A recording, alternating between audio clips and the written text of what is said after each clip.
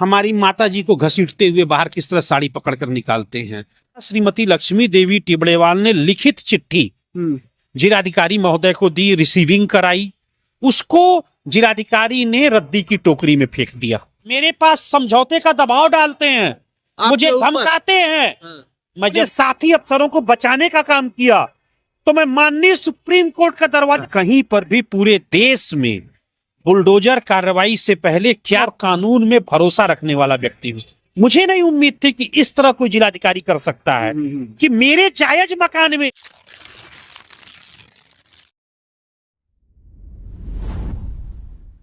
वो एक कहावत है ना, जब पाप का घड़ा भर जाता है तो एक ना एक दिन उसको फूटना जरूर पड़ता है। कुछ इसी तरीके से यहाँ के बड़े अधिकारियों का पाप का घड़ा भर गया था और उसको सुप्रीम कोर्ट ने फोड़ दिया।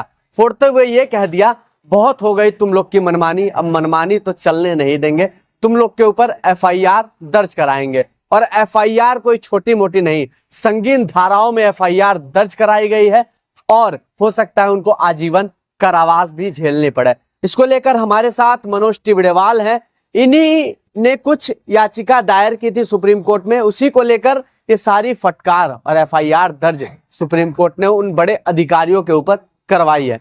क्या मामला था मनोज जी, सारा चीजें एक बार विस्तार से समझाइए। अश्विनी जी, जनपद मुख्यालय महाराजगंज की जिस जमीन पर हम खड़े हैं, यही मेरा जमीन था। इसी जमीन पर मेरा पैतृक मकान 2 मंजिला मकान था। 1960 में हमारे दादाजी ने रजिस्टर्ड बैनामे से उसे खरीदा था। मकान गिराए जाने से पहले हमारा मकान 2 मंजिला मकान इस स्थिति में रहता है। और फिर पुलिस वाले बिना परमिशन, बिना वारंट अचानक घर में घुसते हैं। सभी महिला पुरुष सदस्यों को घसीटते हुए बाहर निकालते हैं और फिर चंद मिनटों के अंदर सभी सामानों सहित पूरे मकान को ऐसे चारों तरफ से बुलडोजर लगा के चंद मिनटों में बुलडोज कर देते हैं। मानवीय मूल्यों को किस तरह कुचला गया, मानवाधिकारों को यह देखिए कि यह हमारे नल, शौचालय, बिजली, पानी सबको बाधित कर दिया गया। टीवी, फ्रिज सब कुछ जमींदोज, मलबे में तब्दील, दवाइयां, पूरा मंदिर तक निकालने का वक्त नहीं, खाली करने का वक्त नहीं, कैश बॉक्स खाली करने का वक्त नहीं। ये देखिए 1957 की ईंट ये बयां कर रही है हमारे मकान की हकीकत।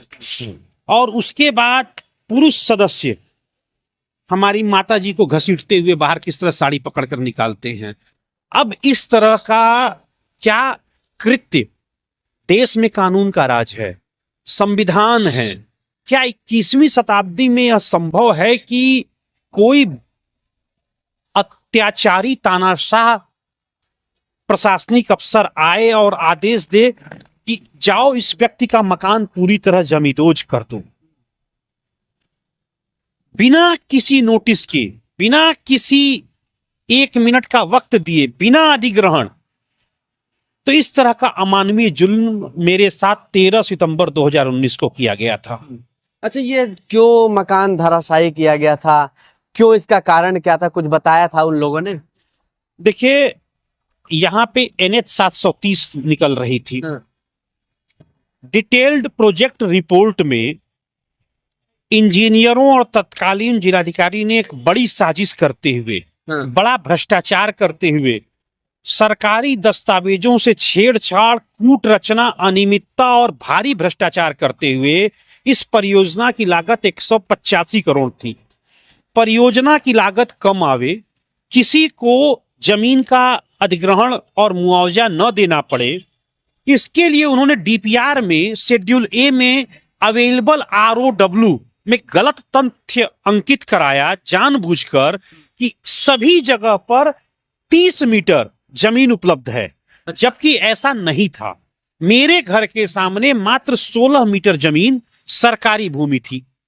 इसके बारे में 4 जुलाई को मेरी माता श्रीमती लक्ष्मी देवी टिबड़ेवाल ने लिखित चिट्ठी जिलाधिकारी महोदय को दी, रिसीविंग कराई, उसको जिलाधिकारी ने रद्दी की टोकरी में फेंक दिया।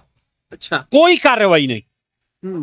और सरासर गुंडागर्दी करते हुए पूरे शहर में नाकाबंदी करा दी, हजारों पुलिस फोर्स खड़ी कर दी, फायर ब्रिगेड की गाड़ी खड़ी कर दी और दहशत फैलाते हुए पीएसी-आरएएफ के जवानों को खड़ा कर दिया और लाउड स्पीकर से जनरल मुआदी करा दी कि पूरे शहर भर के लोग मध्य सड़क से दोनों तरफ 16-16 मीटर अपना मकान तोड़ लें। यदि नहीं तोड़ेंगे तो 4 बजे से हमारा बुलडोजर चलेगा और सभी मकानों को मध्य सड़क से 16-16 मीटर ध्वस्त कर देगा और इसके बाद ध्वस्तीकरण में जो बुलडोजर का जो खर्चा आएगा उसका मुआवजा मकान मालिक से वसूला जाएगा।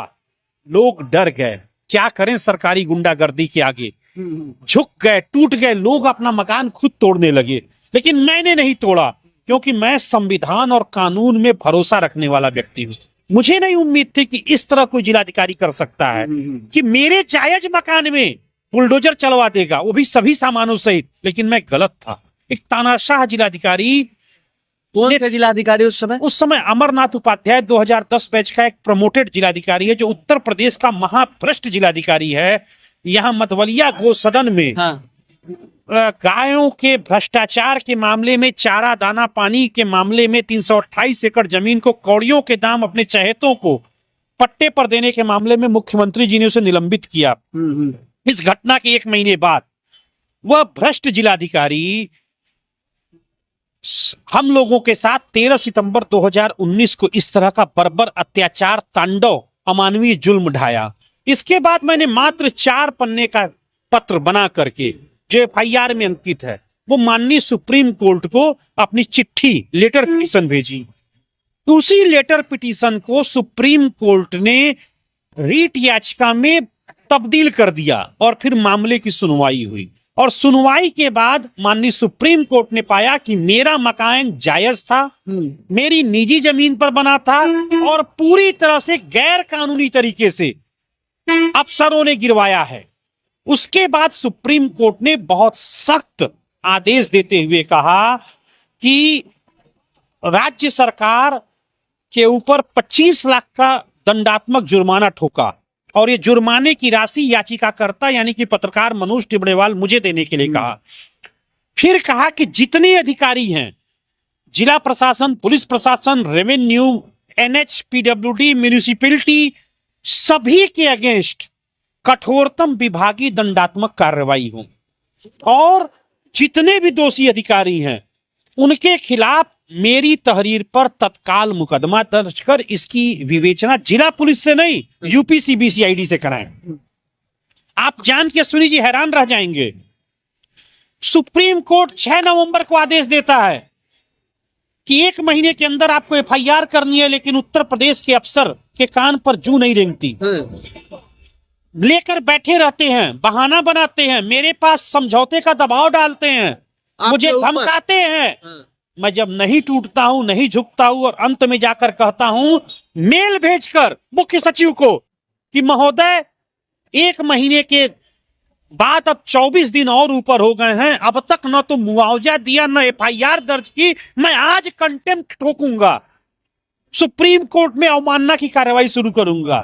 तुरंत मेरे पास फोन आने शुरू हो जाते हैं कि जी आपकी एफआईआर दर्ज हो गई, मुआवजा आपको वितरित किया जा रहा है आनन फानन में। तो मैं आपके माध्यम से सुनी जी कहना चाहता हूं कि जब ये अफसर सुप्रीम कोर्ट के आदेश के 54 दिनों बाद एफआईआर पंजीकृत कर रहे हैं तो इस बात की क्या गारंटी है इन्हीं के अधीन आने वाली यूपी सीबीसीआईडी अपने आईएएस आईपीएस, अपने पीसीएस पीपीएस अफसरों के खिलाफ निष्पक्ष इन्वेस्टिगेशन करेगी? मुझे 1% भरोसा नहीं। और आपके माध्यम से कहना चाहता हूं उत्तर प्रदेश सीबीसीआईडी को, यदि आप लोगों ने निष्पक्ष विवेचना नहीं की और अपने साथी अफसरों को बचाने का काम किया तो मैं माननीय सुप्रीम कोर्ट का दरवाजा फिर खटखटाऊंगा और पूरे मामले की जांच सीबीआई से कराऊंगा ताकि दूध का दूध और पानी का पानी हो। अच्छा, जो लाइन में आपके से पहले जो लोगों ने अपने आप घर गिराया था उन सभी लोगों को 25-25 लाख का मुआवजा मिलेगा? देखिए, ये जो 25 लाख का मुआवजा था वो दंडात्मक मुआवजा था। ये दंडात्मक मुआवजा राज्य सरकार पर सुप्रीम कोर्ट ने लगाया और उसे मुझे देने के लिए कहा। इसके अलावा जो भी मेरे मकान और दुकान के गिराने की क्षतिपूर्ति है, हर तरह का मुआवजा मुझे मिलेगा और जो मेरे 7 अन्य लोगों के मकान गिराए गए उन सभी को मिलेगा। जैसे एक बार समझिए, जिस जिला अधिकारी के पास, जिस एडीएम के पास लोग आस लगा के ये जाते हैं कि साहब कोई कार्रवाई करे ना करे, कोई हमारी बातें सुने चाहे ना सुने, जिलाधिकारी महोदय हमारी बातें जरूर सुनेंगे। लेकिन किस तरीके से एक व्यक्ति के सर पे से उसका छत छीन लिया जाता है, और छत इसलिए छीना जाता है भैया क्योंकि तुमने हमारी बात क्यों नहीं मानी। हमने लाउड स्पीकर से बोल दिया, हाक दिया, कह दिया कि सभी लोग अपना अपना घर गिरा लो, नहीं तो हम गिरवा देंगे, और गिरवाएंगे तो भैया वो पैसा तुमसे लेंगे। लेकिन मनोज टिबड़ेवाल जी को विश्वास था संविधान पे और उस सुप्रीम कोर्ट पे, तो ये लोग ये डटे रहे और इन्होंने उनकी बातें नहीं मानी। तो साहब गुस्सा होके क्या कहते हैं, अच्छा तुमने नहीं गिराया, लाओ हम गिराएंगे, और इस तरीके से गिराएंगे कि तुम्हारा एक रत्ती सामान तुम्हारे तक नहीं पहुंच पाएगा। ये किस तरीके की काम है जिलाधिकारी साहब, और जिस तरीके से तमाम चीजें ये बता रहे हैं, अगर इस तरीके से जिलाधिकारी साहब हो गए सभी, तो सोचिए इस उत्तर प्रदेश का और ये भारत का किस तरीके से विकास होगा। वो तो बहुत बहुत धन्यवाद उस सुप्रीम कोर्ट का जिन्होंने इनकी पिटीशन को सुना, और जो बाबा का बुलडोजर हुंकार मार के चलता है, वो बाबा का बुलडोजर थम जाएगा और नहीं चलेगा। हो सकता है कि अब कहीं ना चले, ऐसा हो सकता है। देखिए, सुप्रीम कोर्ट ने बहुत स्पष्ट गाइडलाइन बना दी है कि कहीं पर भी पूरे देश में बुलडोजर कार्रवाई से पहले क्या करना है, क्या नहीं करना है, बिना 15 दिन के लिखित नोटिस दिए हुए, और न सिर्फ नोटिस दिए हुए बल्कि उसको संबंधित व्यक्ति की मकान या दुकान की दीवार पर चस्पा करना होगा, उसकी बाकायदे वीडियोग्राफी करानी होगी, उसके बाद उस व्यक्ति की पूरे पक्ष को सुनना होगा, उसके अभिलेखी दस्तावेजों के मकान के दस्तावेजों का मूल्यांकन करना होगा, उसका सत्यापन करना होगा, और यदि वाकई मकान अवैध है तभी ये मकान गिराया जा सकता है, वो भी पर्याप्त समय देकर सामान निकालने को लेकर।